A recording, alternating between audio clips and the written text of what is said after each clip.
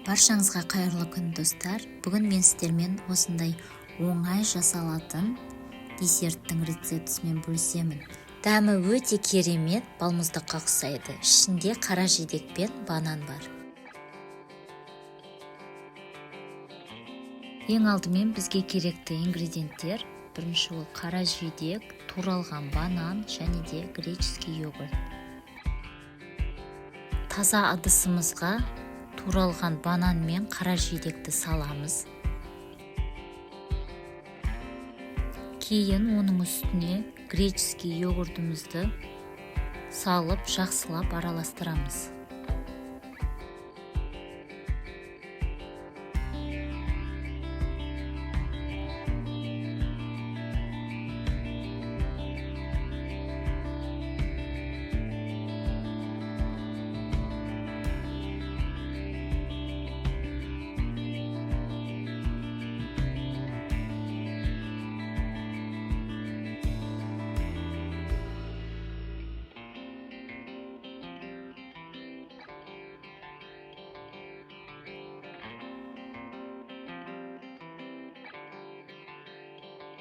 Дайын болған ингредиенттерді мен осындай формаларға, дөңгелек формаға салып шығамын.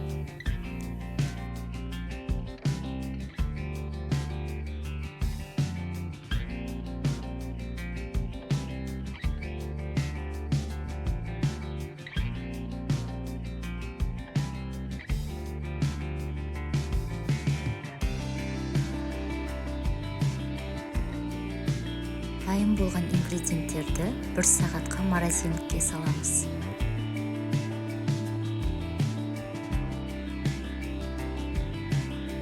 Енді осындай таза ыдысқа шоколадымызды бөліп саламыз.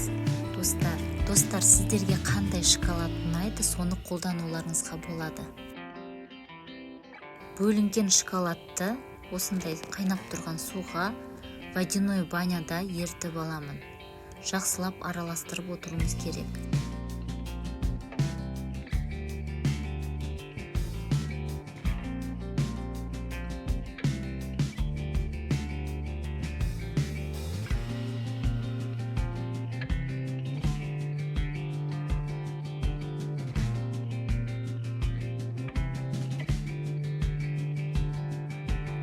Достар, шоколадымыз осылай біркелкі болып еріді.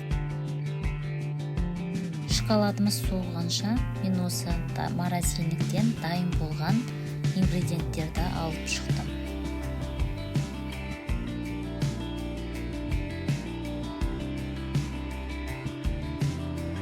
Достар, дайын болған ингредиенттерді шоколадты консистенцияға аунатып аламыз.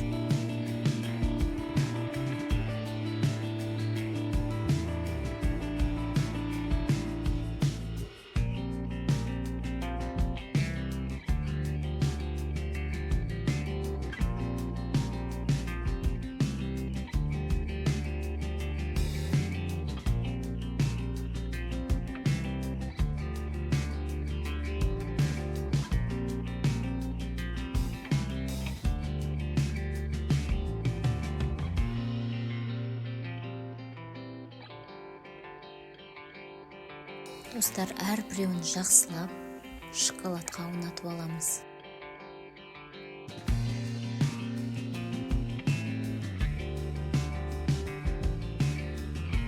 Дайын болған десертті морозильникке 1 сағатқа қоямыз. Міне достар, морозильниктен десертті алып шықтым.